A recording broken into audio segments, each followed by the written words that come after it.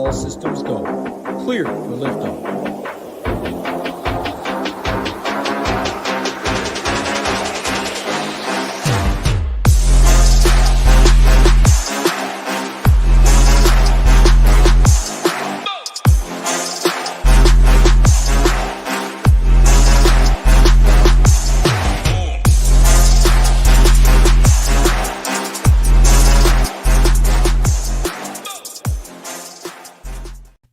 What's up, everyone? Tyler Tamboline here, aka ToeTagginTambo, back for another edition of the NFL First Look Show here on a Tuesday with my guy Degenerate75. As always, going to break all things down for you. Interesting week. We've got the Thursday night football game. We got a couple games on Saturday. We got a trio of games on Monday for Christmas.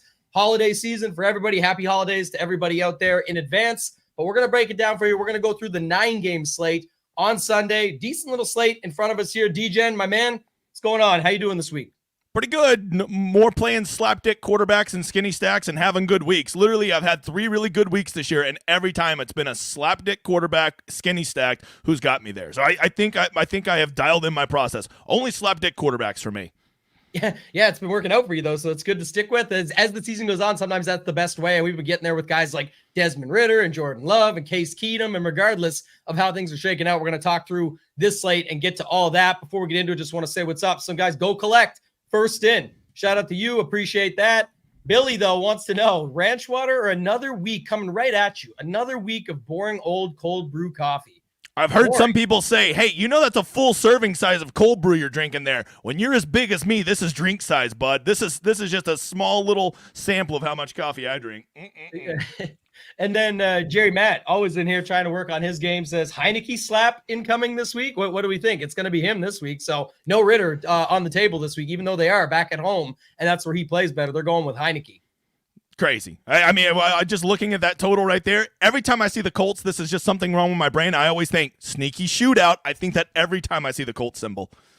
Yeah, we're going to get there. I mean, I'm interested to see where you go with this slate on some of these games. There's as I was going through it on pre-show, there was 2 or 3 spots where I was interested in breaking it all down. Again, just to let you guys know, if you want to go over and get involved at SHIPITNation.com, where we'll have all the updates throughout the week as the week goes on, projections, ownership, the slate plans, the player pools, all the full breakdowns. You can use promo code DEGEN75, DEGEN 75, gets you 10% off. Basically, if you just want to try it for a month, you get it around $62. It works out to about $2 a day. You get into the Discord. You get all the other sports we're covering right now. NBA, PGA is coming back soon.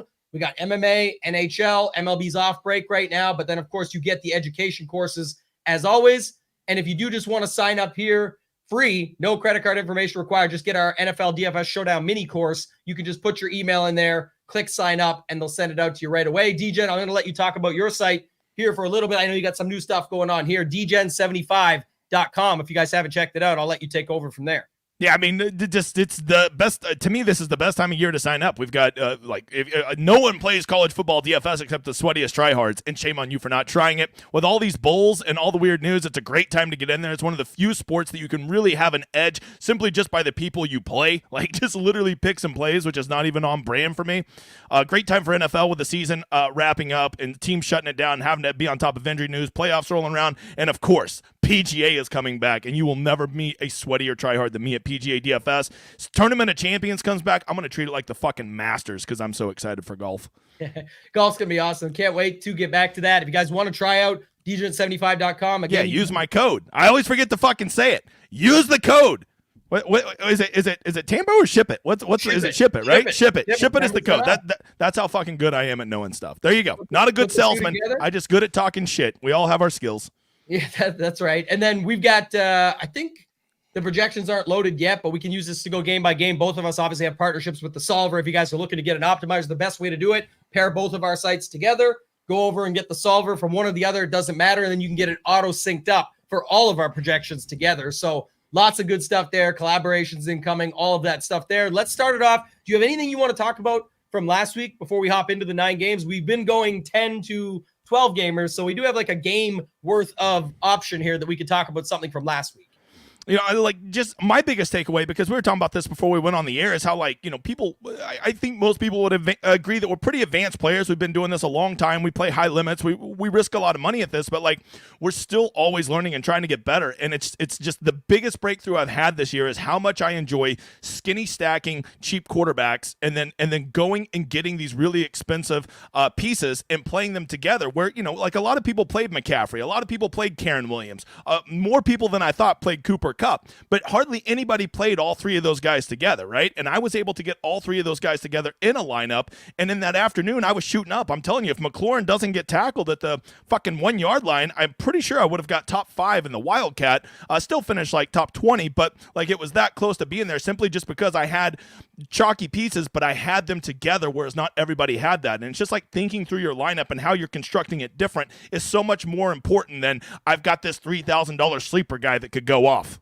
Yeah, I've talked about this forever. You talked about the greatest sport coming back in golf, where it's we always talk about, I got the diamond in the rough this week. This amateur's getting his start. He's going to come through. When he top 20s, I'm going to ship everything. It's well, you still got to get the other 5 spots right. So I hope you're investing 10 to 15% of your 100+ lineup portfolio into this player, because if he comes through, you're going to want to have outs to get to the top. And you just said it here, though. You'll make it make sense. We talk about learning all the time. The more you learn, the more you earn. You got to put the time in to figure this stuff out. And you mentioned when you have Kieran Williams and Kupp, a lot of people think, well, how can you roll that out there without Stafford? There's no way that can get there without Stafford. They'll say, but wait, Stafford's not going to run the ball a bunch. It's not necessary. It's not necessarily that you're going to see him throw 3 or 4 touchdowns to those guys. What if Kieran Williams runs into, gets a bunch of checkdowns that he racks up, and then it's just 1 touchdown, 10 catches for 80 yards, not even the bonus for Kupp, but that still adds up. It doesn't necessarily mean that you need Stafford. So what if Case Keenum at 4K could match Matt Stafford? You put him with Noah Brown, cut it off. It's 9K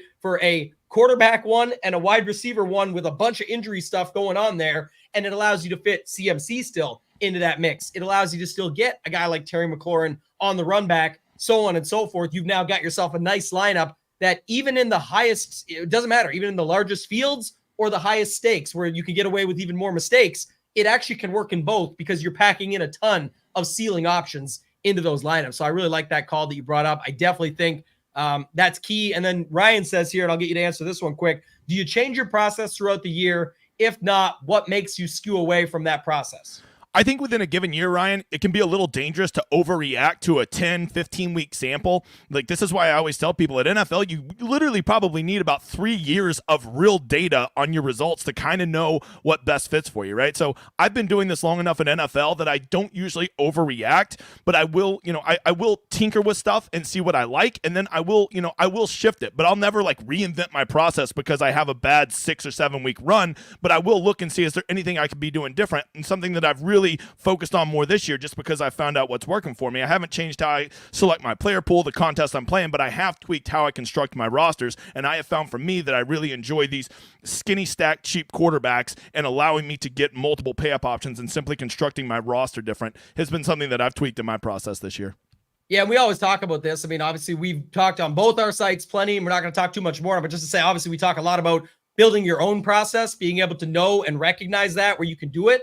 But we have this course over at SHIPIT Nation that Hoop and I recorded. It's 4 hours. There's members in the chat right now that I know have taken it and will be able to say hopefully good things about it. But part of the process conversation is everybody says, trust the process, but most people don't even have one. And most content providers don't teach you how to create one of your own. So we talk a lot about this with creating your own process, goals and mindset, bankroll management, contest selection. DJ, I know you're preaching both of these all the time. Pretty much every single stream that you do coincides really well with what we're doing over at SHIPIT Nation. But to add on to that, one thing I talk about in the course, and just to answer Ryan's question, is I talk about trust the progress. Everyone says trust the process. We've heard that a million times. If you have a process, great. If you don't, get onto a site or get somewhere that can help you create one of your own. But once you have something set up, it's not going to be your final process. That's what DJ just said. We're working on this over time as we go on. But you need to trust the progress. If you're sucking every week and not having any type of outcome, and you're seeing mistakes made, and you're watching review shows and seeing that you're way offline from what some of the success were of the more successful players, not just the winning lineup, because that can be crazy some weeks, but we go through some of these successful players and what they're doing. If you're having If you're way off of all that, that's where you should be trying to work on tweaking your process. If you're having progress, you're like, well, I came sixth, but I didn't win, so I must not be doing anything right. You literally came sixth. It's the difference of 5 spots to first. You do need some luck and some variance to go in your favor down the stretch of these large field tournaments, especially any tournament for that matter. But that is something that I would say as well. You really want to look after it from that angle. Anything else you want to add, my friend? If not, we can get into the first game. We go right inside the Dome early on here. Indy and Atlanta is going to kick off this slate, 9 games. Yeah, one more thing. If Terry McLaurin just sticks his fucking arm out, I win $45,000 more this week. So, like, it's literally like that much of a difference. Just don't go down at the one, dickhead. And, like, that's the difference. He was a good play. It was a good run back. He correlated nicely with Kupp and Kieran Williams. And to look, I had a solid week, but I could have had a massive week if a guy just sticks his arm out. That's how thin the margins can be, and you can't overreact to, man, I don't ever win them real big prizes. Well, I mean, literally, it can be that. It can literally be a half a yard difference. Yeah, and some of the members are taking it like this. And to your point on Terry McLaurin, just to say one more thing of last week, the T. Higgins touchdown, the catch and grab, and then the arm swing around. Yeah, that was awesome. Again, I know you wish you could get that half the time for everybody that we need when we need it, and you don't want it when it's against you. But, man, just overall talking NFL and being a fan of the game, what an incredible play. Not just the catch and the swing the arm and all, just the combined piece of it all. I mean, that literally made Odell Beckham's career a play like that. T. Higgins, it just already been an incredible start to him when he's healthy and in there. That was an awesome catch. Yeah, overall. I mean, Saturday was such a fun slate because with that early game, I was telling everybody this is a great chance to get leverage pieces in the first game. You got these high leverage guys like Jordan Addison and T. Higgins that nobody's going to play, and if you can hit them in the early game, you can have the rest of the slate by the nuts, and we'll have those late swap options. And it literally worked out exactly like that, where all the high leverage pieces hit in the early game and really give you a leg up on the rest of the day if you had the stones to play them.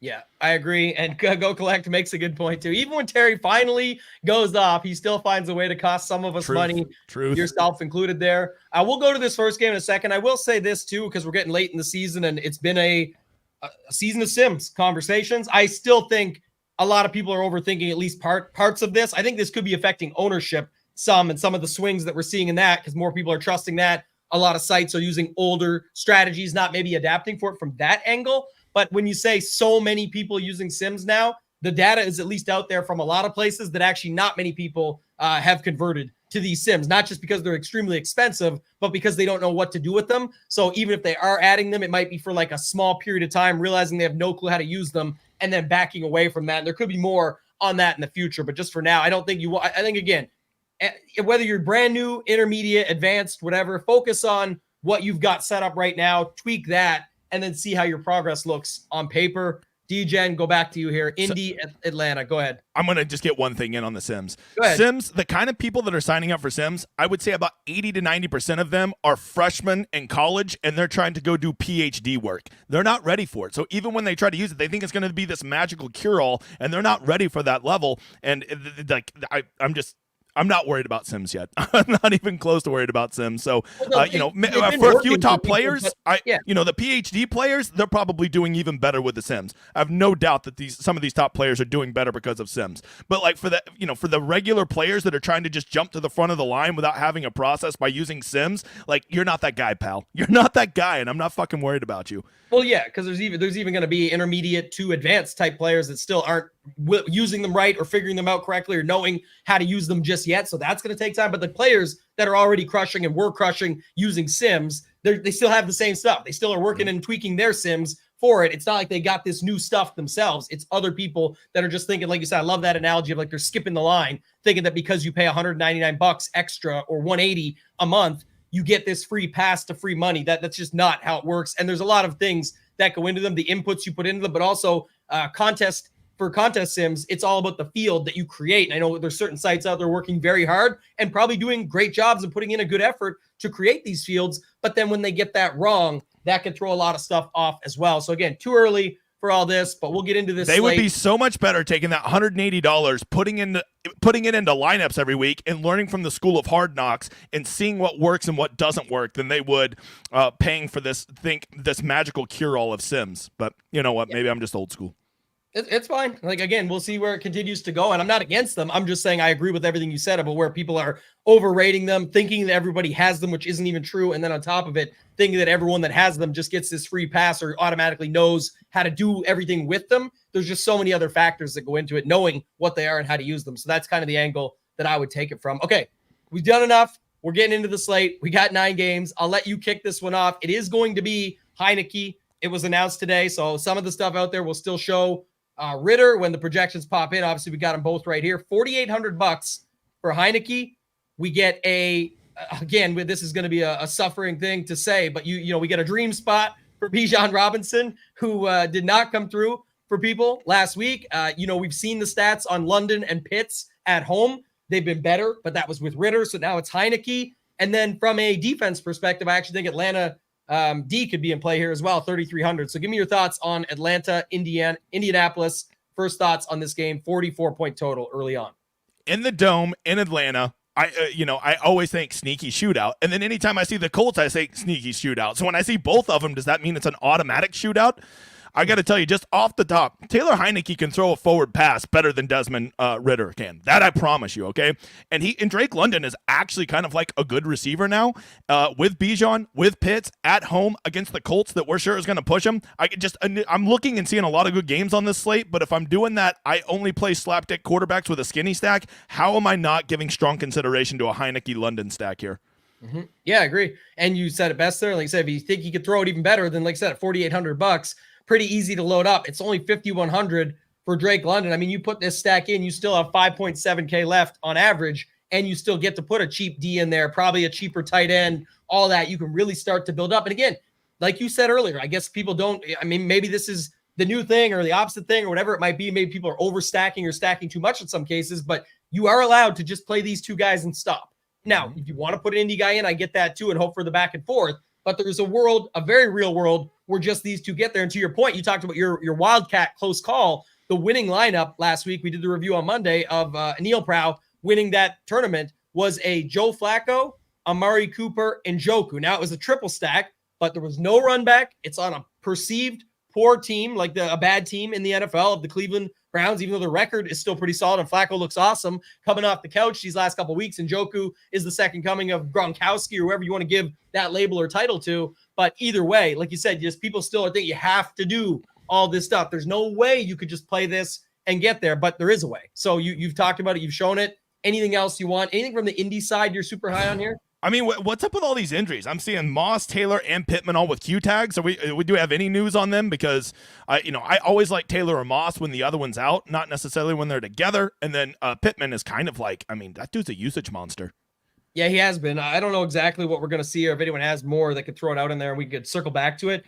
The latest on Pittman is nothing updated. Obviously, all they want to talk about is the suspension because that nasty hit that he took or whatever, but don't see much else there. He would be at least somewhat interesting, though, because 7,400, this is a spot where we talk about an NBA DFS all the time where everyone's like, well, automatically value means super cheap. But lately, we've seen some of these guys that are probably like 9K wide receiver ones, the way their volume is actually turning out, or 7K when they're priced at 5K, 8K when they're priced at 7K, et cetera, where you can still get a ton of volume out of them and they can actually be a value at their price tag, even though their price is kind of mid-range to upper end. So that's why I went with Cooper Kupp last week. I was like, Cooper Kupp, if he's going to get back to being the old Cooper Kupp, he's an $8,800 plus receiver, and I'm getting him at, I believe he was $7,600 last week.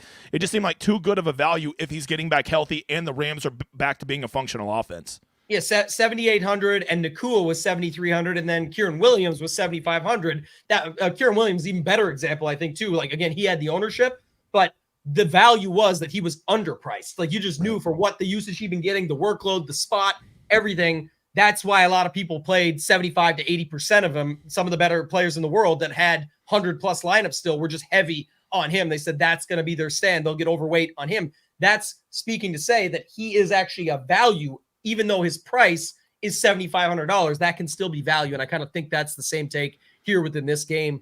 Let's move on. Let's go to Green Bay, Carolina here. Someone said earlier in the chat about our guy Mayo, said, is it going to be another week where Mayo talks you into Bryce Young? So talk to me about this one. I'm curious where your takes are within this game because it's a lower total, 36.5. But as we've talked all season, that's not necessarily a thing when it comes to fantasy score. We care about the fantasy points, not the game points or the total points of the game. Sometimes they go together and correlate well, and oftentimes, but in this case, some of these cheaper plays, when nobody in this game is more expensive, nobody in play in this game is more expensive than Jordan Love at 6,500. you can get lots of action within this spot. What's your thoughts on this game? I mean, these are the kind of games I like to come in and usually grab a one-off piece, right? Like in these games, even if, like, let's say the score is what Vegas says, and it's basically 21-16, right? That's not exactly lighting up the scoreboard fantasy-wise, but in a 21-16 game, a guy can still easily score like 25, 30 fantasy points and be part of an optimal lineup. And so, like, to me, I think the more obvious idea is probably to look at Green Bay. Aaron Jones, I guess we got to see what happened with Jaden Reed, if he's going to be okay. But, a guy like that, I think there's some really nice one-off pieces playing against Swiss cheese Panthers defense. Yeah, I was just trying to see that too. Hurt his toe or whatever. We'll go back to that one. But just to note here, the chat mentioned it too. So Thielen back down to Best Buy pricing, $5,900. Still getting 7 targets a week. Like, that's a potential one-off if you could see him be worth more again at some point. Talked about Hubbard last week, 20 plus. So that was one thing I will say this, and I'm not sure if you have a take on this one to kind of correlate, like tying last week into this week. In doing the review show yesterday, a lot of the sharper players had a bunch of Chuba Hubbard in their lineups. And I know he was like opposite side of Bijan and that game potential and all that, but did you have a take on Hubbard at all from last week and then leading into this week? He has been, I guess he'd been getting 25, 23 carries, touchdowns, red zone work, all that stuff. So I can see it from that angle, but still just 5,700 and now goes up against Green Bay, which has been a pretty good matchup. Yeah, I mean, like, if that usage, that seems really nice, but I don't fall in love with running backs rushing attempts, right? Like, it's just, to me, the only rushing attempts I truly care about a lot are goal lines. With my running backs, I want guys who are going to be getting those targets out of the backfield, and, like, that's what's, I was looking at Chuba Hubbard last week, but then when I saw he had 0 and 2 targets the past 2 games, it really makes me wonder what is his upside, right? When you take away him not being highly involved in the passing game and not getting a ton of goal line carries, mainly just because they're never fucking down there, it really just kind of killed my interest in him, although I was strongly considering him. But those are the 2 things I like for running backs: targets and goal line carries. Yeah, and I guess people are probably taking it based on those 22 and 23 carries. But to your point, it's not like he even came through. So it's just one of those things. But I definitely think that's interesting. Nick, we'll get your question there in a second. I do like that one. But let's finish out this game first. Interestingly enough, so Aaron Jones, opposite side, pretty much any matchup, matching up with Carolina has been in a good spot this season. I was just trying to see his finish the last game here. I'll pull up the log. Looks 10.9, like pretty solid. But but those 4 targets out of the backfield, that's what interests me way more than the 13 rushing attempts. Yeah, so you got it there. You're seeing on your side too. So 50 yards, 53 yards on the ground or whatever. I wonder too, like last week, this was the other thing. So, people keep bringing it up, but Jordan Love is now 6,500. It's a little bit more than last week at 6,200, but I don't know if you've seen this on the season. I rattled off the stat yesterday, but it's 1, 2, 3, 4, 5, 6, 7, 8, 9 of the weeks he's played this season. He's been over 18 DraftKings points, and 6 of them over 20, and 5 of those 6 are over 21. So, I mean, the guy does put up fantasy points regardless. He has some stacking options with him. Could you have any interest in him here within this game? I'll tell you what, if Watson and Reed are out, it makes me a lot more interested in Jordan Love, because I think you're basically going to see Wicks and Dobbs and Kraft be the really only 3 viable targets that he would have, right? That would get enough usage to consider for my lineups. So if Reed and Watson are out and I get that condensed usage to the pass catchers, I would be interested in Love. Yeah, I think that's something there. And then too, I saw one more thing that I like. Yeah, this one. Our guy Byron says Panthers could be interesting against the Sorry Joe Barry deal. Like they're 2,400. If they are missing pieces, there is 2 ways to look at it. The way you just said, I'm with you. When I get an even more condensed target tree and I can take, he's 6,500 for Jordan Love, but he's put up those numbers. 18 is a pretty fair floor for what we've seen, like an average, I should say. The floor has been lower, but still, you can then get him with cheaper guys to balance it out and at lower ownership and keep that price cheap on the overall stack. That's where you start to see in our stack rankings at SHIPIT Nation, you get those value stacks. That's one where I could see it. But you can also look at it from the other side of this page and say, yeah, he's going to be missing some dudes. If that's the case, we'll see how the injuries shake out by the end of the week. Sometimes it is fine just to stack up that defense again against them if you're not going to get any other pieces, or maybe it's a way if Hubbard picks up steam because of the usage lately, it's a way to balance that out some if not as many people are on Carolina. There's lots of different ways that we can look at it. Cleveland, Houston coming up next. But before we go to that one, I want to get to Nick's question here quick. Here's one for you, DJ. And he says, how much weight do you put into teams with a playoff run still versus teams with nothing left to play for? Does this change the games you focus on some? Yeah, not really. I would say maybe for like an old wide receiver, an old running back, maybe they want to leave a little bit of, not take all the tread off those tires. But by and large, all these guys in these games are still playing for contracts. They're still playing to make a roster next year. These are professionals who do this for a living, and they've got a lot to play for. So the whole motivation thing, as far as players go, I'm not worried about it. The only way I'd be worried about it is if the coaches want to nerf a couple players because they realize there's not a lot left to play for. But from the player side, not worried at all. And I think a lot of these coaches are going to continue to even keep their guys out there because they got to keep their fucking jobs. And 7-10 is a lot better than 5-12. Yeah, I agree on that. That's the other angle to it too. You start to see like these teams, whether it's the owners getting involved, the GMs, whatever it might be, to say, hey, let's start this guy instead. And maybe they're trying to tank now a little bit. The problem is you can't force that guy to actually tank. I mean, people joke around about it, like money under the table and stuff, but in all reality, the point is they're going out fighting for their future within this league. So they're going to go out and try and play to win as well. And I know some people were saying that about Cincy last week. Like, why is Cincy even trying to win this game down the stretch? Like, they're not going to just stop. Like, he has to still go out and get it in there. So it's hard to know, but I do think some of the stuff you talked about, like people can pull some guys. I know last week people were talking about with, what was it? Antonio Gibson and somebody else for Washington. Saw a little bit of that. We see some teams where, like you said, they'll start trying out some rookies more or some, second years, stuff like that, to give them a little bit more opportunity just to see what they've got. Well, maybe trying to tank, they can get away with it because, we got to see what he's got too. So let's give it a shot. So something to think about, but I think about it pretty much identical to you. Let's move on. Let's go to Houston, Cleveland here. And are we still wacko for Flacco, or what are we doing? This guy's been incredible since he's been back. Elijah Moore, still cheap. Amari Cooper, to your original point, or my point, but you really sealed it with the Amari Cooper thoughts. And you said it for Cooper Kupp. Sorry, I'm saying it for Amari Cooper. Is like, again, you're getting a wide receiver one with a quarterback that's shown some ability here, and now he's only 60. He's still only 6,400, and Njoku 5,300. Bit of a price bump, and then of course we got all the guys on the other side. If there's any love on the Houston side, what are you doing here within this game? First of all, the incredible thing about Joe Flacco is not even how good he's been, but how much he's increased the value of the pass catchers for Cleveland, right? He's made them like such better options to play in your DFS lineups, Cooper and Njoku specifically. And here's what I would say. I'm pretty sure C.J. Stroud's going to be back this week, right? He was out last week with a concussion. They almost always miss a week, and they're almost always back the second week. They're at home. They're in the dome. We know that C.J. Stroud, when he's healthy, they have a very good offense. And if you think that we're going to see Houston get to their normal, 400 yards of offense, 24, 28 points that we've kind of come to expect from them, how do you not think Joe Flacco is going to be passing that ball around 40 times this game and just peppering Cooper and Njoku with targets? This just seems like a perfect scoring environment to me. Yeah, it's been good. And, in Houston's kind of decent. I'd rather that than even the games that he's been having in good games. Some of them have been at home in the dog pound, and now you're getting to go to Houston to have this spot. I don't hate that. It's still very affordable because of Flacco's price point at 5,500. Go to the other side with Amari Cooper and Njoku, stack those guys all up. Cleveland defense could still be a thing here, 3,400. That is a very good defense regardless of who comes back for Houston, so I don't hate bringing that up.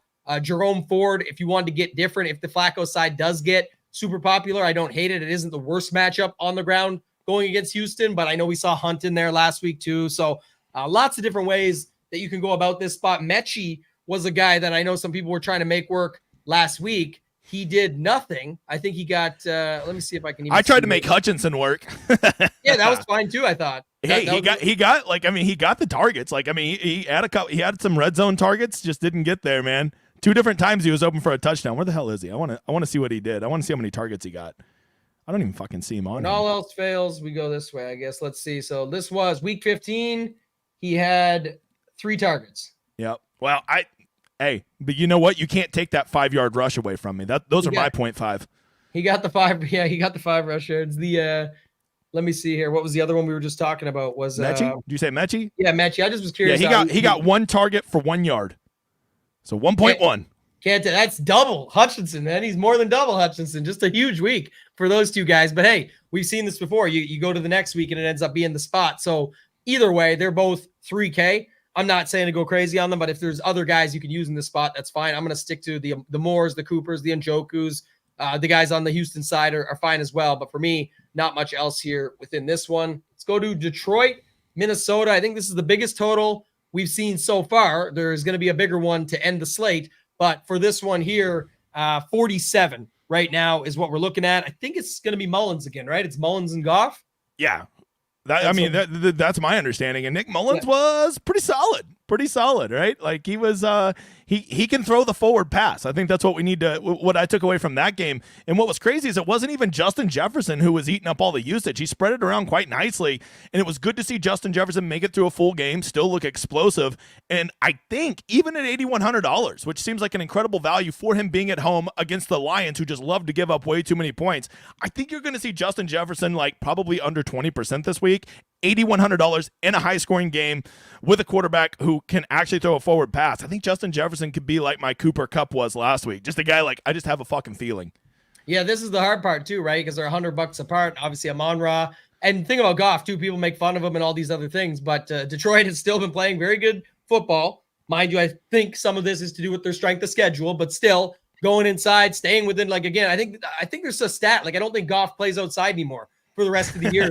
Right. Between all the games that he's got are dome games on the road, dome games at home. But you could definitely see a bit of a back and forth here. Did you have any take on running back? Like the Ty Chandler looked really good last week. Jahmyr Gibbs. I know they're not the best fantasy matchups on paper. Later in the year, we have better DVP rankings. We see all that stuff, but we see people beat those up all the time. Look at Kenneth Walker, the third last night, run all over Philly when that's not really what happens. Usually it was no problem for him last night. So it can always change up game to game. Any thoughts on Chandler, Gibbs, Montgomery, any of these running backs in this spot? On that 3-game Saturday slate, Chandler was one of my favorite plays because a lot of times we see these backup running backs move to the starting role, and like we quickly realize, like, you're not that guy, pal. Like, you know, like you're the backup for a reason. But I've always thought Ty Chandler was a real talent. And I was like, this guy is probably a better player than Alexander Mattison, and he's going to take this role and run with it. He's not a guy who's just getting an opportunity. He's a guy who's getting an opportunity and is actually a good player, right?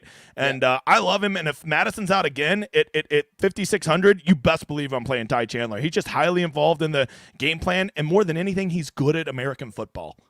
I agree. And Ross said earlier about Jordan Love and Aaron Jones for the Millie to copy the Baker, Mayfield, and Rachaad White build from last week. Realistically, I think this could be a spot. You could go with Mullins and Ty Chandler and pick up 20+ points from both of them, and they're both at really fair prices, 5,600 and 5,300. You can get there on that type of mini stack that just not many people are going to get to, and then it's up to you what you want to run back on the other side. We could also see a little bit of a battle of the tight ends, but they're both expensive. Hawkinson and Laporta, two guys that both project super well, are that mid-upper range. Any take there before we move on to this next game? I mean, I love Laporta. He's so good at, like, he is so good. Like, he is a big talent. I think he's going to end up being like a top 5 tight end for the next decade. Problem is like the Lions just they got a lot of mouths to feed, right? Gibbs and Montgomery are going to get theirs. Amon-Ra is going to get his. That plethora of slapdick wide receivers they have, Raymond and Reynolds and Jameson, are all going to get a little nibble of the pie. And like at some point, it's like, man, Laporta. Everybody saw what a monster game he had last week, but don't let it get twisted. He only had 5 catches, right? And for $6,000, you kind of want your tight, or $6,400, you want your tight end to get more than 6 targets. Yeah, the 3 TDs comes in handy when it's on 5 catches, right? 6 targets only, but 3 of the 5 catches were for touchdowns. So definitely, well, I guess I'll say this too, though. Again, not expecting that, nor is anybody out there. But again, not necessarily needing that on the next time around. So you can still get there different ways, but I'm with you. I want to see a little bit more volume. And then somebody said Hawk is better. It was Jerry says Hawk is better than Laporta and cheaper. Hawk revenge game too. Don't forget Hawk revenge game, big time narrative going back. Let me just run one more thing by it. This is one of those games where you could run a Minnesota stack and then unbelievably not have a Lions run back, right? Mm-hmm. Because there is a chance the Lions could score 28 points and none of their guys could have a monster game because they spread it around so much. Gibbs gets a touchdown, Montgomery gets a touchdown, Amon-Ra gets a touchdown, and they, Laporta gets 7 catches for 60 yards. They all have very nice, solid games, but none of them go for 30 or 35 points, and you can easily survive that because they spread it around so much, and that's going to push Minnesota to maybe go get 21, 24, 28 points and have a big game, and you can just do it by just stacking the Minnesota side and not the Detroit side. Yeah, 100% agree. Again, we'll have to wait on the Madison news, I think. I'm not sure what the latest update is on him. Maybe I can just pull it here quickly just to see what the early morning stuff is. But I hope he's out. I hope that slapdick's out. So do I. Just want to say how to handle missing another practice. That's from all this last. So Madison to return to practice. This is yesterday. Ty Chandler will see featured role. So we'll see how it actually shakes out by the end of the week. But I really like the spot for Ty Chandler here. And I think your point was valid. And like I said, you could even just go with those top two. But the interesting note to this point would be is if you run like what I've got on the screen here, Mullins, Chandler, Amon-Ra, you know, for $100 less, you could triple stack, which is what most people would do a Mullins.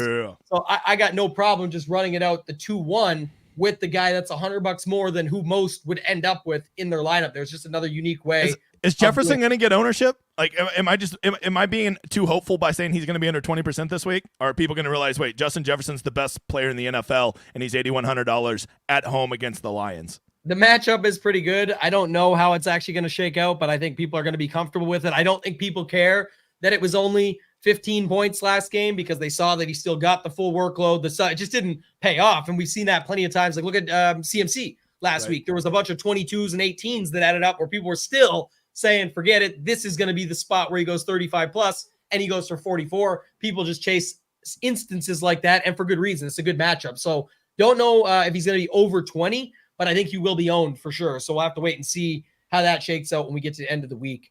Let's move on. Let's go to this next one here. We got Washington, New York, 38-point total.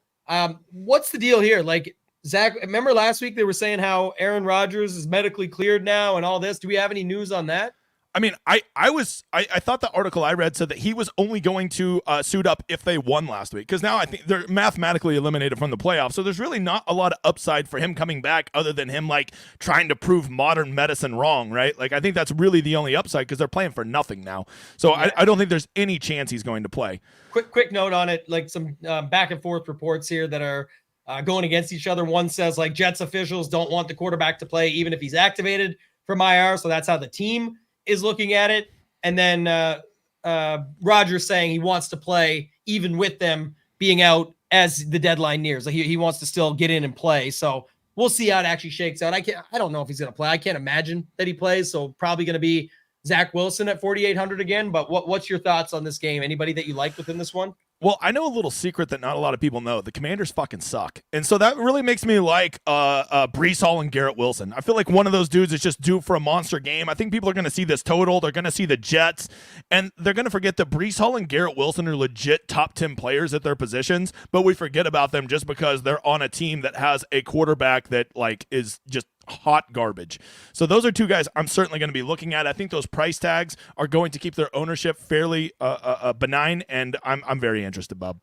Yeah, and then the other thing is like the Zach Wilson concussion thing, and then apparently his mom just spoke on it like an hour ago and said he was hiding concussion symptoms. So I don't know what is going to be. So I can't imagine Rodgers. I never imagined that at all.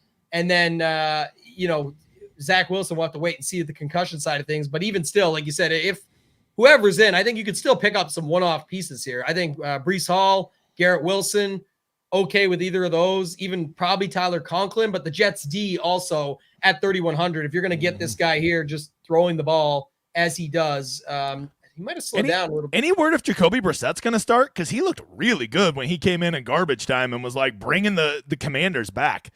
Yeah, that's the other thing too. We got to see about that. It's probably what they should do, but will they? Yeah. I mean, yeah, I don't know why they're so in love with Sam Howell, but whatever. Like you think they're running a fantasy team. Like, we got to have him for the fantasy output. Bro, you're in the NFL. You're trying to win games. And, like, that guy's not a winning NFL quarterback. Sorry to tell you.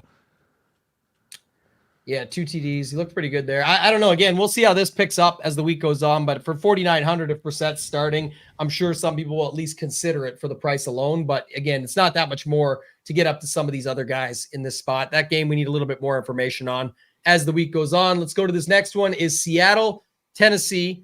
We just saw Seattle crush last night with Drew Lock come back and get the job done. I guess not crush. They got the job done, though, in the end. Some crazy catches from DK Metcalf down the stretch, the touchdown catch from JSN, and then a couple really bad decisions on Jalen Hurts' part where he threw those long balls. Like even at the end, he needed 13 yards to get into field goal range for Jake Elliott, the guy that we saw kick the 59-yarder in a rainstorm and make it through. Like, I'm not sure what that play call was at the end or if he just did it because hoping for the old Mike Tomlin passer interference when you got nothing else going on and just try and get it called. But either way, Seattle got the job done. Drew Lock almost in tears after the game. And now they came out today and still said, yeah, but Geno's still going to be our guy. So it looks like Geno versus Will Levis. But then I don't know what's up with Will Levis. He's Q-tag as well. Yeah, to me, this just strikes me as a game that's going to be sloggy AF. I think you're going to see something like 30 runs per team in this game, and they're going to have like 55 plays total. And this game is going to be over. Like all the other games will still have 10 minutes left in the fourth quarter, and this game will already be over. That's just what it feels like. I feel like you're going to see a steady dose of old Kenneth Walker and Derrick Henry. And man, I'm telling you, Tajay Spears is good. He just doesn't get enough opportunities. All three of those guys would actually interest me if I think that this game is just going to be a run fest, because you can see Vegas has a decent total on it, right? Like it's over 40. What is that, 40, 42 or so? So I could, somebody's got to fall into the box. Why can't it be some of these running backs? Yeah, I like that. I just looked it up too, the Levis ankle injury. So it could be Tannehill or Malik Willis, they say. So again, another just ridiculous spot here of these back and forth quarterbacks. But I'm with you. I would probably rather pick it up on one of these other spots here. But it is a good matchup. I will say that. 42-point total, little bit of a back and forth to see. And then like Sean says, are we going to have to wait? It might be Tennessee this time that we have to wait on, whether it's Levis, Tannehill, or Malik Willis. But he said we're going to have to wait 20 minutes. That was a shit show last night waiting on that just to try and get it. That's what college football's like. I don't expect that from NFL. Yeah, exactly. Everyone said that. Now you'll know what it's like playing some CFB DFS. So it definitely sucks. You got to just go with your stand. I know it was just wild, but like when you got a guy when a guy takes the first, when he takes the snaps with the first team, the other guy's a long shot to play, and then Geno doesn't even show up in warmups and he's not out there. Everyone's like, but should I still play him? Because what if this, what if that? You still have to start the starting quarterback in your lineups and take a shot. It's not going to work out sometimes, but just to say it, if I'm picking the side there and you're putting your real money on it, I would suggest sticking with the side of what makes the most sense. And then we finally saw it and got the news, but still before that, just considering the other way, I couldn't do that myself. I thought Locke looked pretty good last night. Like I thought he looked like a serviceable NFL quarterback. Yeah, he always takes some flack for sure. I know like yesterday it was sort of back and forth in our chat, going back and forth about if he was actually good or not. I thought more people thought he was good than not. I don't think he's great, but I thought he was fine for yesterday. Like you said, he came through it. He got the job done in the end, which is all it really matters. It's hard to win in the NFL. The dude's a gunslinger. He really is. But Pete Carroll has turned into like the most conservative coach in the NFL. Him and D'Amico Ryans, like those guys, they're such pussies. Yeah, I wish I would have thought more of that last night. I know like it was very close in the end. It's a little quick rant, but just the the Walker side of things last night, horrible matchup on paper, which is going to come in with lower ownership. Opposite side of Swift, who got the late ownership. I was still okay with Swift getting similar ownership to Hurts, because I think, again, people always forget this thing called roster construction and salary, where you need certain things to happen. For example, the Hurts lineup that got to the optimal, that was a 1-5 with Jalen Hurts and 5 Seattle guys, it did only have a 2.9 point Dissily in there at 2% ownership, or 1.9 points at 2% ownership, but it also had JSN. You needed that $5,600 value receiver to get the whole way there with the touchdown at the end. You needed Swift to fall at the 1 yard line to get the second touchdown. Twice. Price. So it matters, right? That's all I'm saying. I bring that up all the time. But I mean, for me, the other side of it with Walker there was that Drew Lock is starting, maybe keep the ball out of his hands some and get Hurts off the field, try and keep the ball out of his hands some at home, et cetera, et cetera. There's a way to make it work. And that's what they ended up doing. He was 30 something points in the captain at much less price than a guy like Jalen Hurts. So I always will play like that. I always like that. Anything else here that you want to mention within this game? I think, Tennessee defense, 2,600 was one last thing. Chig, 3,100. Like the Tennessee side at least has some interest, but it's hard when you just saw what happened with guys like Hopkins and all that. I kind of lean the running backs more, just like you'd mentioned. So we can go on. Jacksonville, Tampa Bay. This is the 3-game afternoon slate that we've got here. So there's 3 games in the afternoon. We'll start with this one. Jacksonville, Tampa Bay, and everyone wants to talk about Baker Mayfield. Just like last week, the 3 afternoon games, all enticing, aren't they? Like I saved so many of my roster spots for afternoon games last week, which was great because I hit a couple nice pieces early on, and then you just get to boat race everybody in the afternoon if you're over leveraged, and those games go off like you anticipate. You know how I always say this about the Colts? Every time I see Tampa Bay, I always think sneaky shootout. And on the Rosetta Stone that I do over on my site, we mark games that we think are sneaky shootout games. And one of the ones we had was that Tampa Bay game. And sure as shit, Baker Mayfield I think he has taken it personally that I keep saying that he's not a good fantasy quarterback, and his mission in life is just to prove me wrong. So I think I'm going to have to back off my stance that he is not a good fantasy quarterback, and say that he is a serviceable fantasy quarterback. Yeah, what was it? Let's see now. We'll pull it up here since you've been saying it. 20 and 33 the last 2 weeks you've been saying it is how he put it up. But I mean, 381 yards on 22 of 28, like 4 touchdowns, literally everything went his way there. I mean, again, the only thing is when you look at this on paper, it's pretty much every spot, right? Rashad White's decent spot. Baker's in a great spot. You look at Evans, even Godwin getting back into the mix again. Finally, these last couple of weeks, Otton, both guys really in this game, Otton and Ingram, and both defenses are 26 and 29. There's a lot of ways this game could go, but the other thing is Lawrence, I believe, is in the concussion protocol as well. So we're gonna have to see. I didn't know that. I didn't see that. So yeah, if Lawrence is out, I think that's a huge nerf to all the pass catchers for Jacksonville. But if he's active, Zay Jones, at some point, Zay Jones is an actual NFL wide receiver, and if he's going to get 8 targets minimum, it's really hard to not play him at $4,200. Yeah, what's the best way than just saying that? Let's imagine if Trevor Lawrence is out, then how do you like going about this? Do you like the Baker side with somebody and then bring it back with Zay Jones, or what are some of the ways you're seeing that you can mix this game up? Yeah, I mean, like if Lawrence is out, to me that kills a lot of the quote unquote sneaky upside of this game, and I would probably be pretty cold on it, right? Like I think in a game like that, if Lawrence is out, the only 2 guys I'm really giving a hard consideration to, 3 guys, both of the running backs, White and ETN would be guys I would consider, because I feel like this kind of just turns into a better version of Seattle, Tennessee, and then Zay Jones, just because like Zay Jones is out on the field a lot, and old Beathard's still going to throw the ball probably 30 to 35 times, and I think Zay is going to get 25% of that usage. So those would be the only 3 guys I would really consider. I can't pay up for Evan Ingram at $5,400 when he doesn't have Lawrence throwing him the ball. That's just me, though. Yeah, we'll see if this happens. And I did see this injury late. I just looked this up. I didn't think it was bad as what it was, but Zay Jones left the game. I knew this late because I'm a big Ravens fan, obviously watching this just to see it. It sucked to see Keaton Mitchell go down. I knew that was a bad one. Maybe that's why I thought this was less than it was, but there is an article from this morning that says Doug Peterson commented that the injury looked bad on the field. This isn't great news for Jones. We'll see, blah, blah, blah, but we'll get more details in the coming days. So again, that'll be something else you'll have to keep an eye on within that game. Just get off this, go back to it for 2 seconds here. Parker Washington season. And we saw Agnew come out last week again too, right? He got 1 catch for a 70-yard touchdown on top of the other catch, but still, Parker Washington has been a guy that we've been seeing in the mix. And look, 6 type targets, didn't get the touchdown last game. So, but it was Agnew season, but really the workload was still there. It was just Agnew caught the bomb. So that's kind of the thing there. Yeah, it does say. And then Ridley, 6,300. He'll be a guy that's harder for me to ignore as well. And maybe others also, because, looking at it, I just want to see one thing. Still had 12 and 13 targets. So this is the crazy part. His last 3 DraftKings scoring outputs, 8.9, 9.3, 7.3, but he's getting 12, 13, and 8 targets, which is more than his 3 previous games of 6, 9, and 3. So, average-wise, he's way up there. He could be in play. And again, that's a value at 6,300 because you're still going to get output and opportunity at that price point versus just saying, but he's not cheap. He's 6,300, but he's a wide receiver 1 for their team, and he's got possible injury stuff that's going to lean in his favor as well, especially if Trevor Lawrence does clear the concussion protocol. So I like that one. To me, Ridley, his value goes way up if Zay Jones is out and Trevor Lawrence is in. Like that's a double bump for me.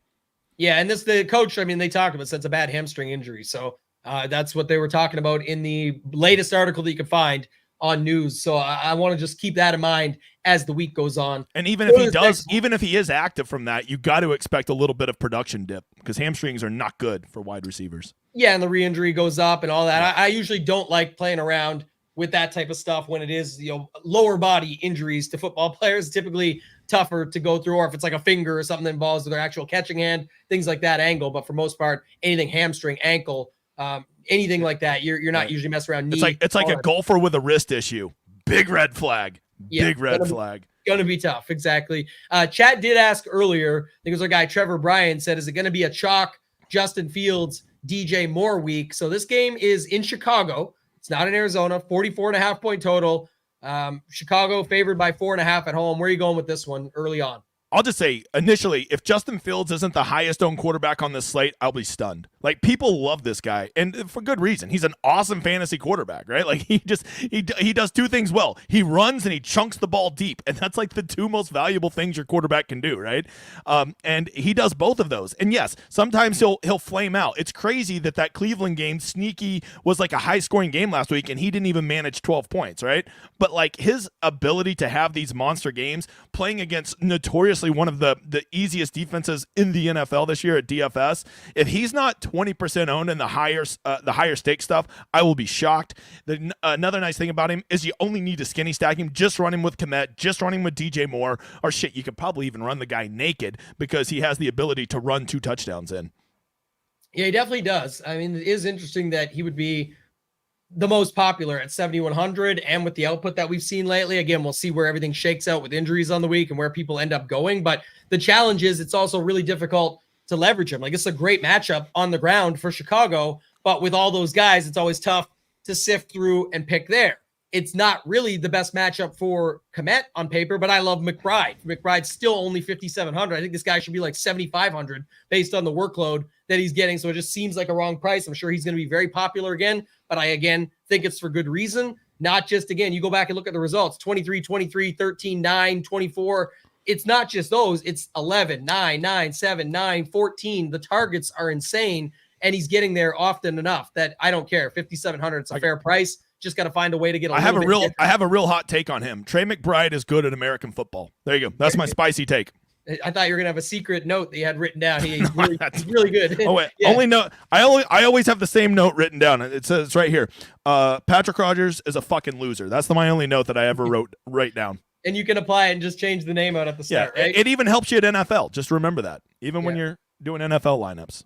So the other thing is DJ Moore, 6,900. That's the real Best Buy pricing that we always talk about. It's just the perfect price right there. Obviously been, a great season for him so far. And then you look at it, obviously a lot of that has to do with Justin Fields last week, not his best week. So that's why I'm wondering, like, again, when people say, is this going to be the most popular stack, or if Fields is the most popular, feel like there's enough people that look at it and still don't get there because 71 and 6,900 for the combination of them.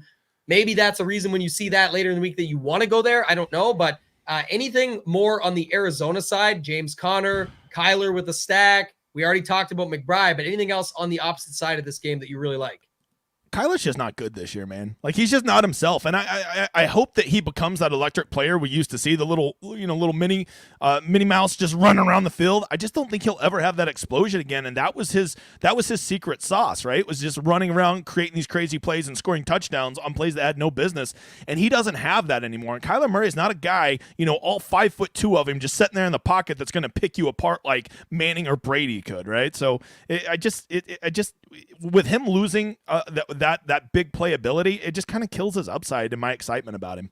Yeah, Jerry just asked this, like Murray being 7. I don't think you need Kyler for McBride. McBride can go 9 for 100 and no touchdowns and still crush. And then he says the same thing I was going to say about Connors. I actually brought up Connors last week. I really like that to try and keep San Francisco off the field. Opposite side of McCaffrey at huge chalk. You could play them both together because it's not really the same thing. You know how CMC is going to get there a million different ways. Connor's just going to be the guy that gets there his own way. But in this spot, again, it's almost like the Kieran Williams Cooper Kupp thing, but for way cheaper. Last week, Cooper Kupp was 7,800. It's 5,700 at a different position for McBride. Last week, Kieran Williams was 7,500. It's way cheaper to get James Conner. You could just play both of those guys if you wanted a piece of this game and not have to worry about getting anything else around them if you didn't want to, and just hope that Connors does his job for his price on the ground and that McBride continues to rack up those catches. And even if it is a bit of an uglier game than what some suggest or think, then you could actually still pick them up that way because they just run,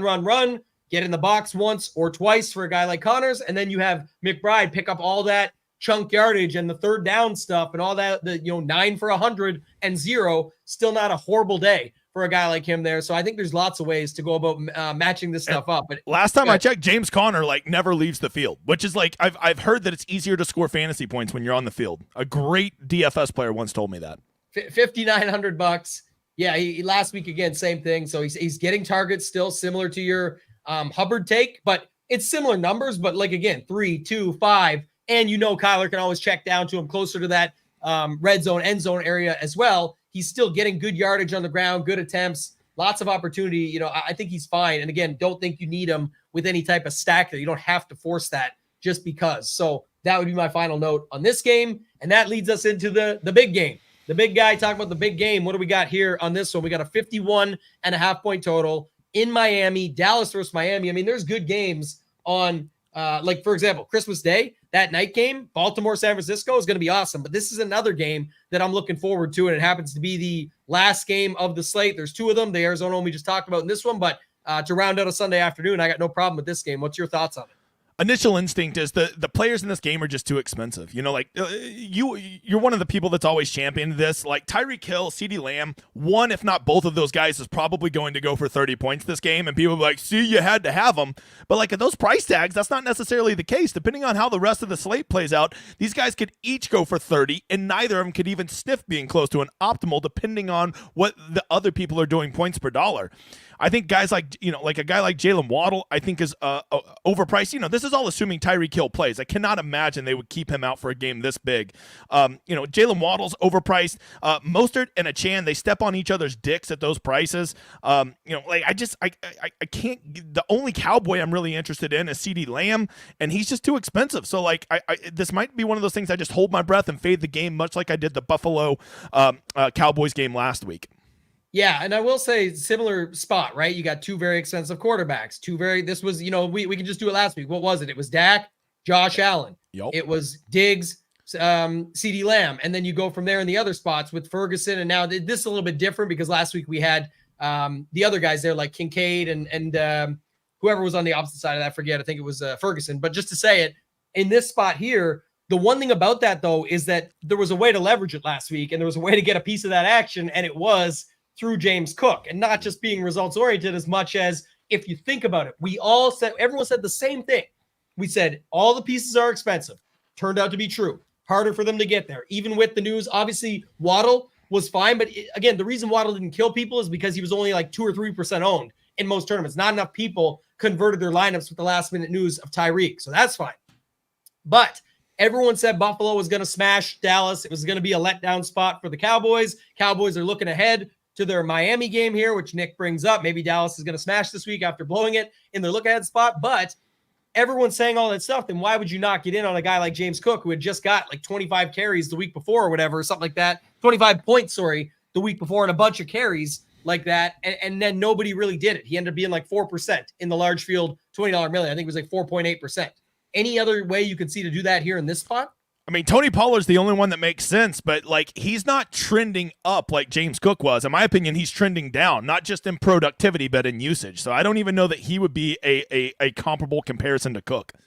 Yeah, that is true. I guess if you could see a way that, like Nick says, that you could see Dallas being up, I could see that. You can get small pieces here. Like you could pick up, I had Ferguson tagged on here as well. So he was an option for me. Man, it's just really tough. The thing is though, too, Tyreek back. I can't imagine he misses another one at 9,600. Like I said, not only to the point you made of how hard it is for a guy like that to get there, he needs like 40 points, probably 30 plus. There's no way you can put a real number. I'm the advocate of that as well. We don't know, but what we were saying is that 30 is not guaranteed to be enough because there's so many other guys on this slate that could put up their own 30 at a much cheaper price. There's definitely options throughout those games we talked about. There's the guys just in that Detroit mini game alone, both Jefferson and Amon-Ra could beat Tyreek on this slate for thousands of dollars cheaper, a couple of almost 1,000, almost like 1,500, 1,500, yeah. Yeah, so that's my point there. And it's like, again, Tyreek can burn this coverage. Dallas D has actually been pretty good, but just in general, it's an opportunity. And then Dallas D's 3,000 going against Miami. Jerry just brought that up. I had them tagged as well. Gallup and Cooks are where people are going to go if they go here. You see 49 and 3,200. I think that's more where people end up than paying up for Waddle again with Tyreek back or paying up for Tyreek. And I do think Tyreek's ownership will come in lower than what you would think because, again, a lot of people think everyone goes there. More people are catching on to this, but they're seeing it too. A lot of stuff has to happen, right, in order for it to get there. Yes, sir. I agree.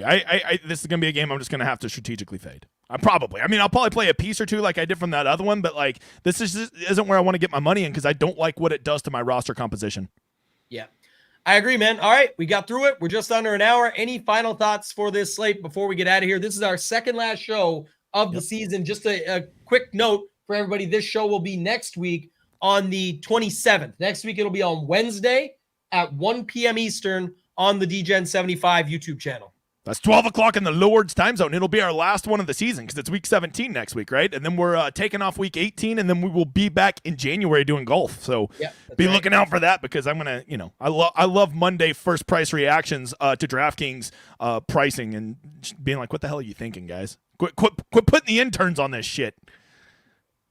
Anything else for this slate you want to talk about? Nothing. It's a good slate. I mean, there's a lot of options this week. This might be, I'm not a guy that normally does the 150 max, but there's like 4 quarterbacks that kind of fit my like cheap slapdick quarterbacks that I want to skinny stack that I might have to go spam the millionaire maker. It's, here in America, we have to pay taxes on our winnings, Tambo. So it'd be a great week to either go win $1 million or just lose some money for to make my tax bill a little lower. Yeah, that's what a lot of people are working on, right? They're what's it called, tax harvesting season. Yep. Trying to get that go. Just go spam the shit out of contests and be like, well, I lost, but really I won because I'm paying a lot less taxes now. Free Money Sunday never had a better meaning than now. So I hear what you're saying there. Thank you guys so much for watching. Appreciate all the support. As always, we'll have more content throughout the week at dgen75.com. You can use promo code SHIPIT there, or you can go to shipitnation.com, use promo code dgen75 there, and get yourself 10% off at either site. Combine the two, get into the Discords. For Degenerate75 and for myself, ToeTagginTambo, let's ship it.